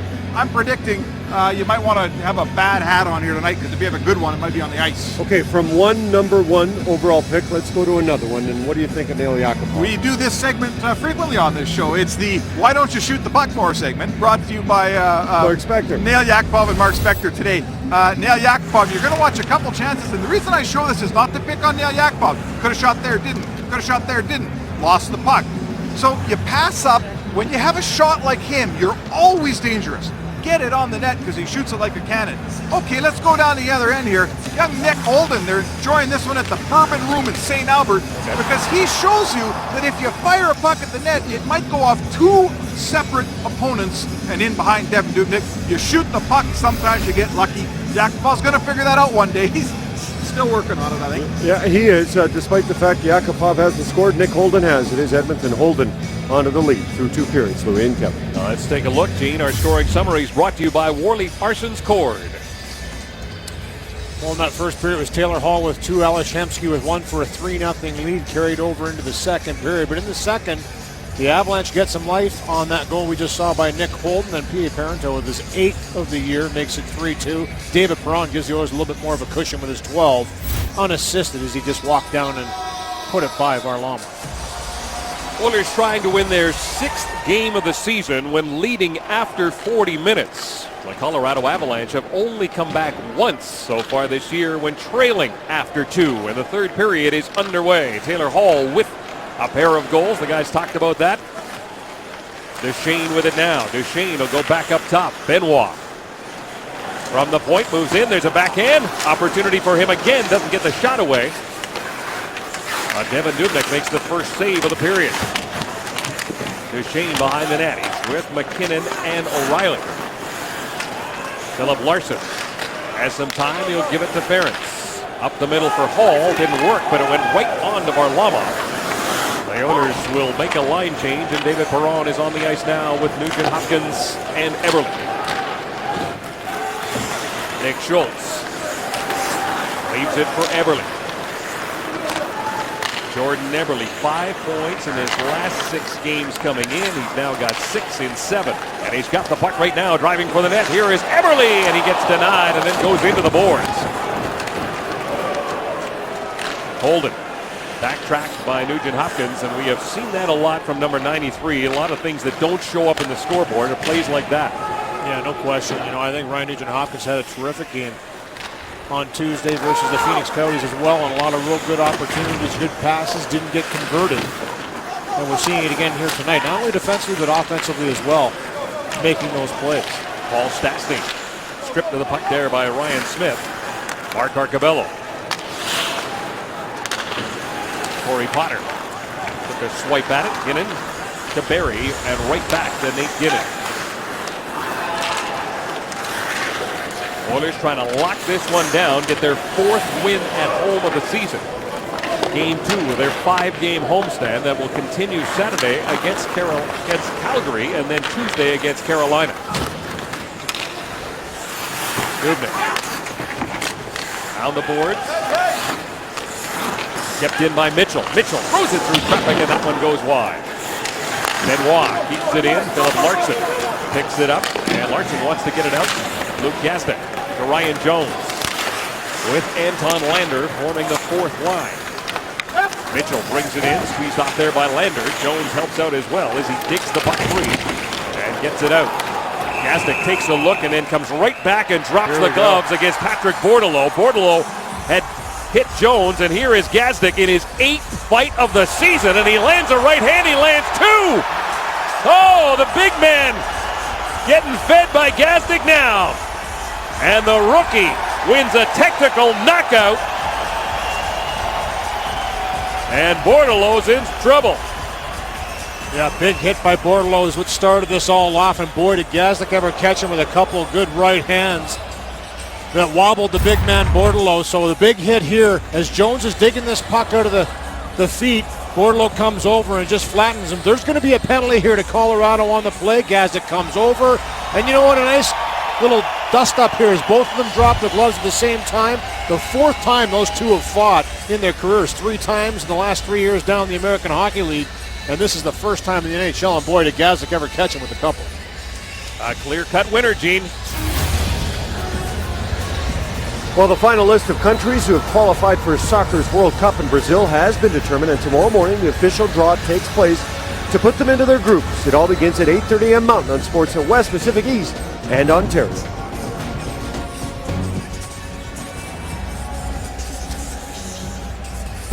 Oh, Kevin, you talked about Jordan Eberle, the way he's ratcheted up his game here, and a good drive wide, and Johnson stays with him. And for Eberle, when he's moving his feet, making that move, it was the poke check, actually, I think, of Varlamov at the last second that kind of denies him from bringing it to the forehand. But I had a good conversation with Eberle this morning talking about, everybody's saying he should shoot the puck more, get it to the net. And I said, hey, sometimes that shot just isn't there. What's your feeling on it? And, I really liked his answer. He said, you know what, I got to shoot the puck now. I got to get the puck to the net more often, and always been very honest in his play and what he has to do to be successful. So I expected him to come out in this game tonight and drive pucks to the net just like that. Came in with 77 shots and did not get a shot through the first 40 minutes, or through the first period. 2:34, the time of the penalties. As Luke Gazdic, who did not dress for the last 4 games, makes his presence felt. He now has over 60 minutes in penalties and 8 fighting majors on the season, and Louis, no question, he won that one. Yeah, those two big heavyweights going at 6'5" and 6'4", Bordeleau and Gazik. So two of the bigger heavyweights in the National Hockey League, and we kind of had a feeling they were going to match up in this game tonight. First time they played against one another in the National Hockey League, so they do. And it was Bordeleau that kind of generated that fight with a big hit on Jones, and then he answered the call. Benoit, checked by Larson. Now Duchesne on the turnover, fires the puck, and there is Dubnyk to steer it into the corner.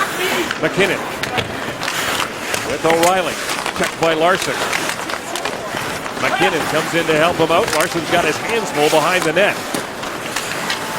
O'Reilly comes away with the puck to Duchesne. Duchesne with a spin move. Here's Duchesne trying to slide it home, and Devan Dubnyk covers up and stops that momentum. Well, a great individual move here by Duchesne. He's so good at this and so excellent in making that little spin around. And for Ference, he's trying to go for the puck here and just that reach in there, trying to pick off that little pass, but Duchesne wisely takes it, swings it to the backhand, and drives it through to the net. So a good save by Devan Dubnyk to stay with Duchesne the whole way, get down, close the door up. And a good angle there to watch the pads go to work and make that save. Schultz sends it around the board. Gagne stops it. He gets checked by Holden. He throws it right back in for Landeskog. Schultz gives him a bump. Parenteau. He gets knocked down by Lander. Lander lost his stick, got it back again. And there's a shot through traffic that Dubnyk makes a pad save on. Taylor Hall. Short little pass to Gagne. Gagne with some speed. Gagne. Spun around. He lost his stick. And back the other way come the Avalanche. It's the captain, Gabriel Landeskog. Landeskog with Stastny out in front. Plays it to the near side. Parenteau sees it go by him and hauls back the other way. Taylor Hall crisscrossing with Gagne. Here is Gagne. Gagne. He played it back to the point. Marincin steps into a shot, and that was blocked. And it broke the stick of Gabriel Landeskog. The Oilers will try and take advantage of the fact that 92 is without a cue. There he comes up with it, gets it to Paul Stastny, and Stastny moves it ahead to Tyson Barrie. Barrie has McLeod joining the play. Here's McLeod, and it hopped over his stick. Cody McLeod checked by Arcabello, and look at Arcabello take the puck away from the bigger man. Barrie retreats into his own zone. He'll give it to Erik Johnson.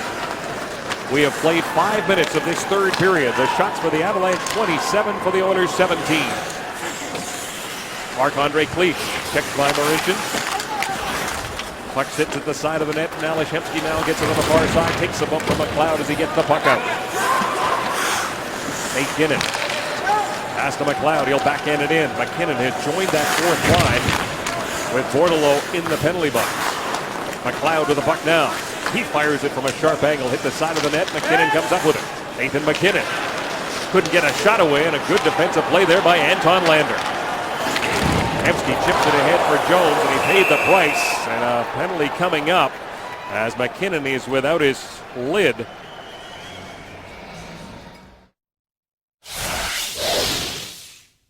If you're looking for commercial insurance or risk management services, contact us to see what the power of insight can do for you. Safeway's featured participating product for tonight's hockey game is Kraft salad dressing. Now that sound, Louis, will let you know that the penalty is against the Oilers, and it is Ales Hemsky going to the penalty box.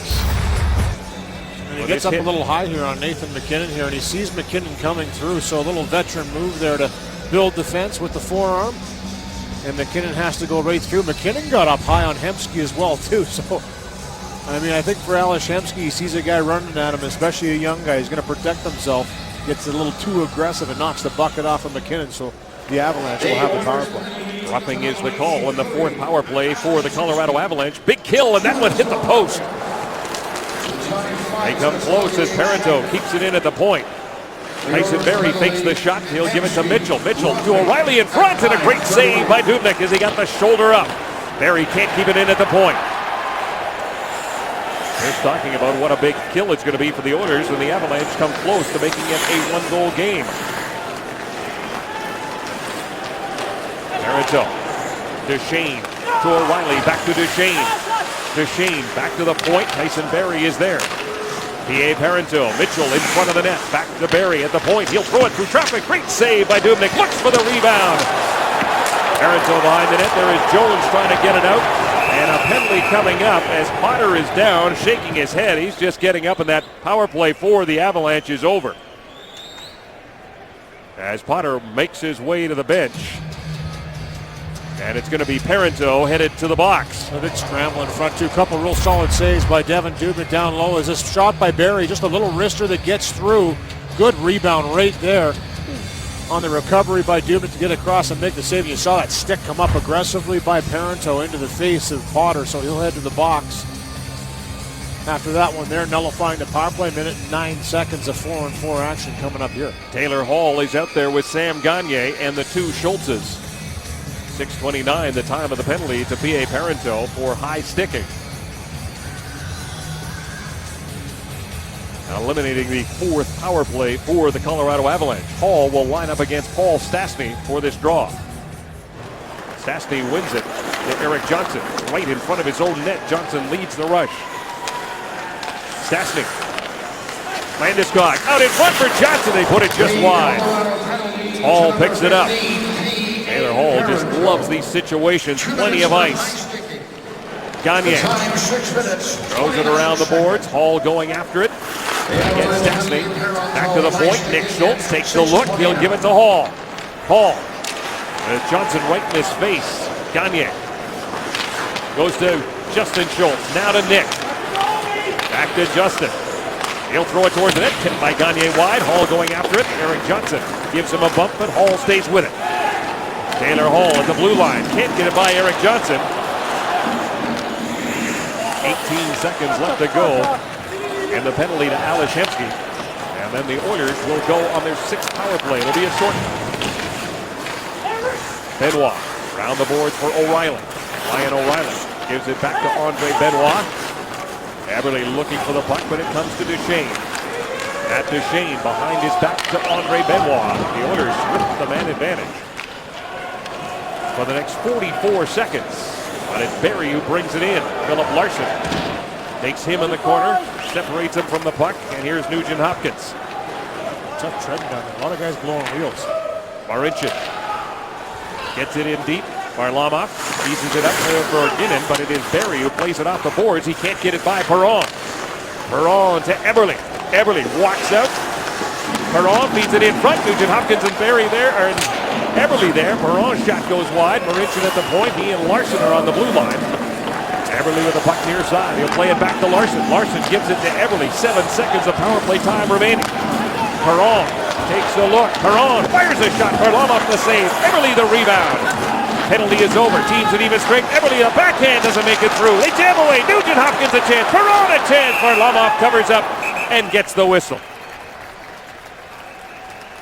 4-2 is the score here at Rexall Place. It's Rogers Oilers hockey by RE/MAX. Outstanding agents, outstanding results. What was the goal that got things started for Edmonton in this game tonight? A couple huge saves by Devan Dubnyk. It's Larson that just chips it down the middle of the ice. Taylor Hall just zips out of the zone, finds his puck, and somehow slips this one 5-hole. Follow the bouncing puck. A terrific play to finish it off by Hall to give his team the 1-0 lead. Followed that up with a power play goal. He's got 10 points in his last 9 games. The Oilers with a 4-2 lead. 11:21 left to go in regulation time. Aiming again. Arcabello on the turnover. Dahamski back to Arcabello. Snaps that shot. Varlamov had to be sharp. Another opportunity for Arcabello, and he scores! Mark Arcabello! It's 5-2.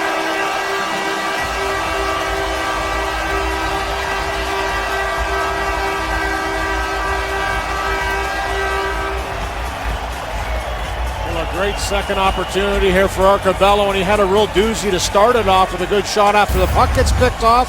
Nice little pass by Hemsky down, and it's a one-time by Arcabello. Varlamov gets a big piece of it, but good work by Smith. Hemsky just throws it towards Arcabello, and watch him kick this one with a skate up to the stick right there, and finishes it off with a nice little shot. Arcabello's had a terrific game tonight.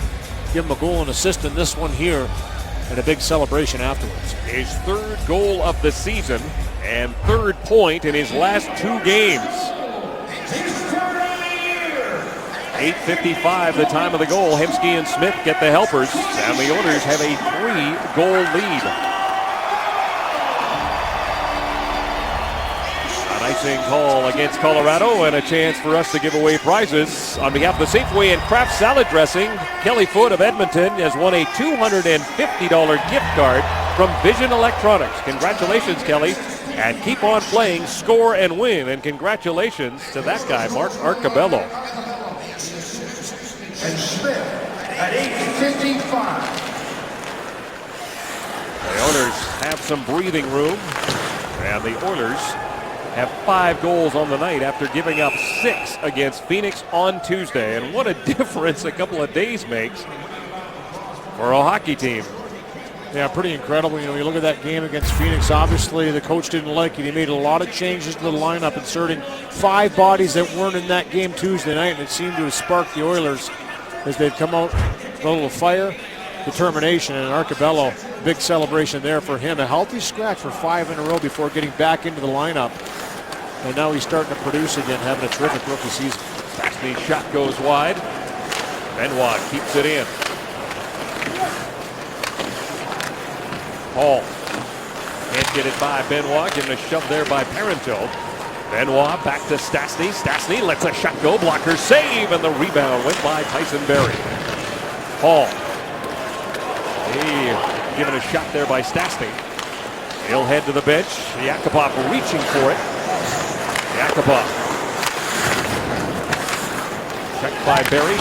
Goes after it. Nugent Hopkins and Perron coming in to help out as Yakupov works hard along the wall. Plays it back to the point. Here's Farron's shot, and that one's high and wide.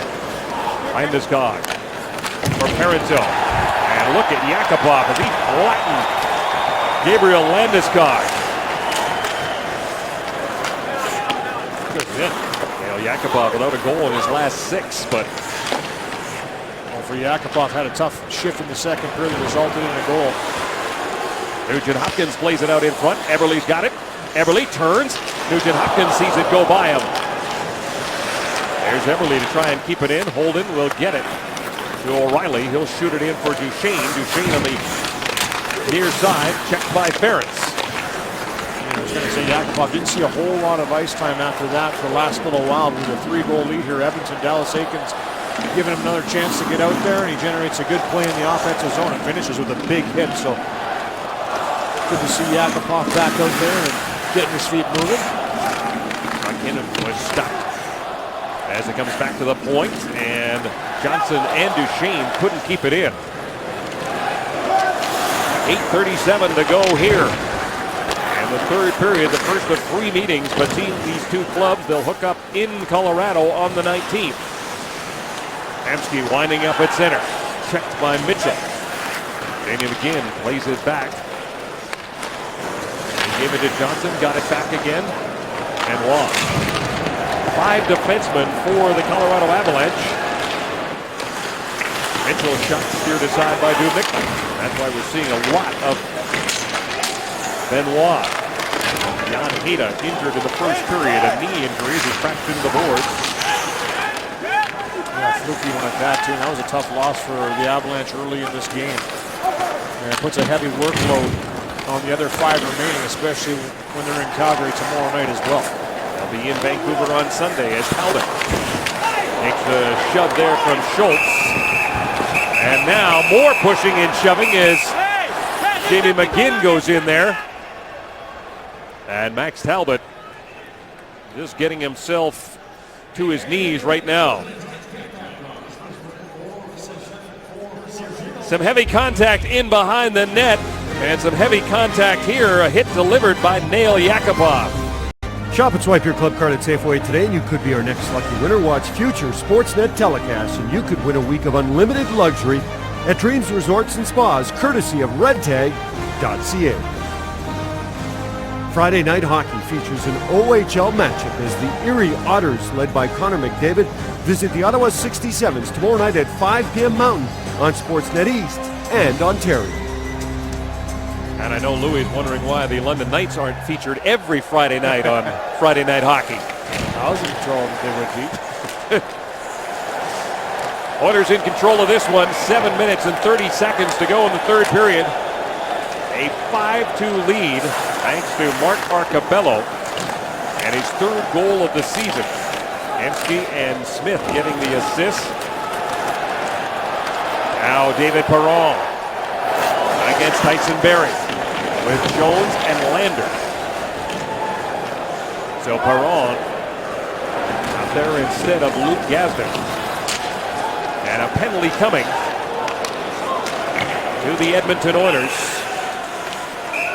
And it's going to be a holding the stick call. Here is the basket of half-eaten zucchini sticks from the win known as Money Monday. Pick your winners today with Pools. Yeah, David Perron is in the penalty box as he grabbed hold of Tyson Barrie's stick. No argument there as he just tried to drive wide. Look at this here. He holds on to it for quite a while as well. He had two sticks in his hand, so battling down low, trying to allow Ryan Jones to walk out with that puck, but gets nailed for the 2-minute penalty for holding the stick. Fifth power play for the Colorado Avalanche. They have not done much with the man advantage. 2 minutes for holding 4 power plays. They have generated just 2 shots. 13 minutes, 2 seconds. The Oilers penalty on holding the stick at 13:02. Well, Patrick Waugh electing to pull his goaltender really early here too with 6:40 plus on the clock. Varlamov was making his way to the bench, so look for him to get out here early with the Avalanche down by 3. And that's the new trend right now that coaches is to get him out early, see if he can't spark something right away. He is still in the net, and now he'll head out, but now he's got to come back, and the puck comes right to him. They'll leave it there for Eric Johnson. As Johnson starts away, Varlamov goes to the bench. 6 attackers on 4 for the Colorado Avalanche. The Oilers with an opportunity to fire it down at will to the empty net. Here is Johnson. Stastny, Landeskog shot, and he sent it just wide. Did not get all of it. Jones gets it out to center. Benoit waits for his mates to clear the zone. They come back in. Stastny. 58 seconds to go. McKinnon. Hall and Lander are up front. Benoit gets it to Stastny. Stastny down low. Hall, Stastny. Pushes it back to Johnson at the point. He'll give it to Benoit with a wrist shot through traffic. Talbot knocked down there by Corey Potter. Potter and Ferentz are the blue liners. He comes to Benoit. He's able to chip it in for Talbot. Talbot will give it to Stastny. Stastny out in front for Landeskog. Now Lander with an opportunity at an empty net, and he missed. 22 seconds of power play time remaining. Parenteau circles back. Anton Lander would have loved to get his first point in an Oiler uniform, playing in just his second game. Mitchell gets by Nick Schultz. Here is Parenteau. And the penalty to Perron is over. Barrie. O'Reilly to Mitchell. Varlamov is back in the net. That was pretty sneaky how he got back in there. Here is Smith. Smith waits, centering pass. Oh, what a pass to Eberle. And Jordan Eberle makes it half a dozen goals for the Oilers. It's 6-2.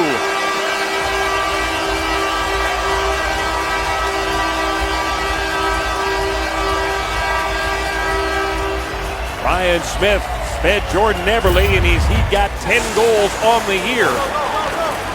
And Ryan Smith with 3 assists in this game. What a pass. It's Perron to Smith. Little delay and right on the tape of Jordan Eberle. And he just holds it for that millisecond to ensure that Varlamov is down and puts it up over top of him to make it 6-2. So Eberle, another strong game by him. He's been all over it. Under a little bit of criticism for not shooting the puck. Well, he shot it there and puts this one in the bank. A little bit of a turnaround. The Oilers lost 6-2 to the Phoenix Coyotes, and now they've got a 6-2 lead. Smith and Perron get the assists on the goal by Jordan Eberle. And Eberle continues his hot ways. A couple of points in this game. And And he's got 7 points in his last 7 games. Here's Taylor Hall. A bid for the hat trick. Philip Larson lets the shot go. Varlamov steers it to the corner. Yakupov is there against Holmes. Centers it. McGinn picks it off. Smith and Perlon at 15. 4 minutes left to go in this one. The Oilers are going to win their 4th game at home and continue a trend of win-loss for the 7th straight game. They will alternate between winning and losing. Larson pins his man. There is Mitchell to play it back to the point. Erik Johnson will give it to John Mitchell. Mitchell throws it towards the net. That goes wide. Talbot trying to get to it. Couldn't because Larson had his stick. And Philip Larson is headed to the box. Penalty killers when we come back, but celebration on our way to the break. Eberle with 10 now. Play of the game is brought to you by Rogers, bringing fans the fastest speeds in more places. Rogers LTE. Well, it's going to be the goal that kind of put the Oilers back with a cushion, made it 4-2 for them after the Avalanche scored 2 quick goals to make it 3-2. It's David Perron who picks it up off the wall, skates down, has Nugent Hopkins, but decides to zing it himself past Varlamov for his team-leading 12th goal of the year. The Oilers now with 79 goals on the year. They came in tied for 15th in the league in offense. Martin Marincin. So there he gets on the score sheet in his first NHL game, gets his first NHL penalty. And it's 6 power plays for the Colorado Avalanche. Just 3 shots. The Oilers penalty killers have done an outstanding job tonight. Duchesne gets knocked down. Hill on top of Ferentz. That allows Ryan Jones to come up with the puck. He'll play it off the glass and send it down the ice and then pay the price as Ryan O'Reilly sent him into the boards. It's the second time he's been crunched. You're going to take a hit to make a play sometimes. That's exactly what Jones did there. Knew O'Reilly was coming, but put it off the glass and sure it gets down. There's a weird hop off the stanchion. O'Reilly. Duchesne back to the point. Parenteau waiting for it there. P.A. Parenteau with a slap shot through traffic. Hit Mitchell and then Duchesne fired it wide and it comes all the way down into Colorado territory. 54 seconds left to go in the penalty to Marincin. Parenteau. Landeskog. Captain. Erik Johnson. Back to Landeskog. He'll go down low and went off the end of the stick of Stastny. Here's an opportunity for Parenteau, denied by Dubnyk. Our next score and win winner, courtesy of Safeway and Kraft Salad Dressing, is Judy McLean of Camrose, who has won the Bradley Original Electric Smoker. Congratulations. And it's all because of Jordan Eberle. An electric smoker. Louis, what would that do to your venison? Some good stuff. It's pretty good right now. But that might be something that you could take a listen to or a look for if Cindy's listening. Christmas gift. You never know. You never know. A minute 48 to go as McKinnon. It's stopped by Potter and then comes right back at him. And Corey Potter's had a couple of times in this hockey game where he is taking sticks to the face. He took one behind the net from Parenteau. And this one comes from McKinnon. McKinnon's going to the box. Yeah, and it's right there as he follows through. You can see the tip of McKinnon's stick comes right up underneath the visor. So a good thing that he's wearing it. And for Nathan McKinnon, he's been physical in this game. We've seen him get involved a couple of times, and you kind of like that edge in a young player that's known to be an offensive player. He's not afraid to dish it out. Took a pretty high stick from Alashemsky, but goes right back after the contact, and then high sticks Corey Potter. So he'll head to the box, and the Oilers will go back on the power play after 14 seconds of 4-on-4. And just a buck 40 left to go in this hockey game. Hall to Gagne. Gagne will be looking for Hall. Instead, he goes upstairs and scores. Hall was the decoy. Gagne gives the Oilers their 7th goal of the game.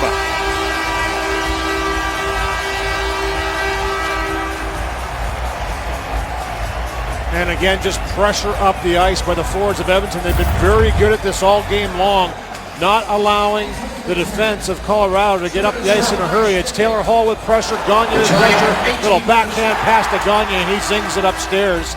And you know he wants to give this to Taylor Hall. He's got 2 goals. Hall's driving to the net, but for Gagne, good look for him right there to say, you know what, there's an open hole, I'm putting it there. And he makes good. No one's going to give you heck when you shelter like that. Sam Gagne's 3rd goal of the season. And his 15th career goal against the Avalanche in his 35th game. And the Oilers bouncing back after losing 6-2. Have put a 7 spot on the board. Taylor Hall gets the assist.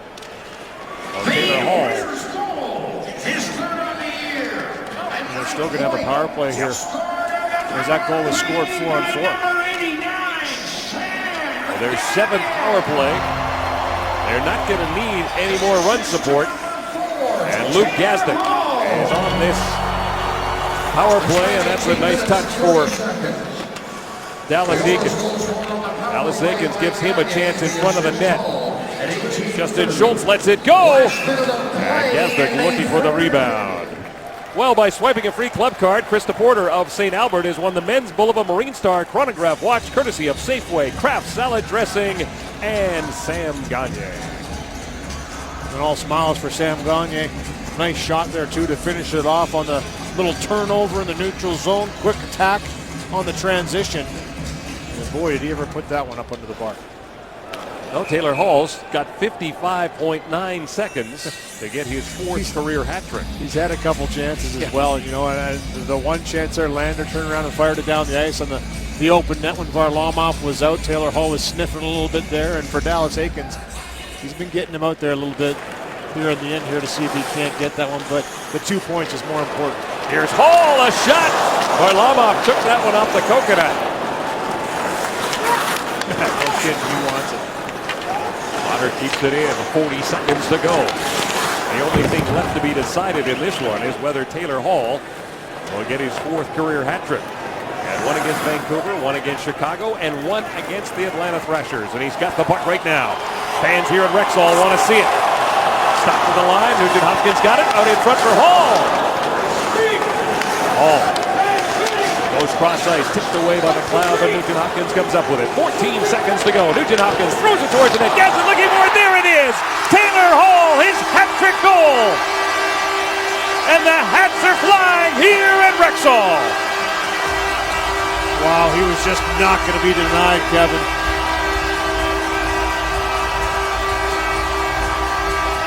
And what a pass by Nugent Hopkins. Everybody looking for Hall in this last little sequence here, especially Hopkins. Almost found him driving to the net, and for Taylor Hall, just funneling through to the net. Nice little redirection on the hard pass by Hopkins. As the hats are coming down on the ice here at Rexall Place, all smiles for Taylor Hall. And here it is again here. It's him that starts it off, gets it through. Nugent Hopkins, little spin around, and you know he's looking for Hall. Redirection, follows it up, bangs it home for his 3rd of the night and his 10th of the year. And more prizes. Sheila Drachman of Edmonton swiped a free club card on behalf of Safeway, and Kraft Salad Dressing has won a DVD prize pack from E1. Our 3rd prize winner, courtesy of Taylor Hall. And yes, the Oilers have 8 goals, Gene, on the season. Well, Ioana Polina of Edmonton, you have won a Score and Win brand name prize package, including a DVD prize pack and a Garmin Nuvi 2597 LMT GPS. If you want to be our next lucky winner, just swipe your free Safeway club card at your local Safeway and watch the Oilers right here on Sportsnet. $1 million Score and Win exclusively at Safeway. Well, the Edmonton Oil Kings are going to have their teddy bear toss coming up, but tonight it's the hat toss for Taylor Hall's hat trick.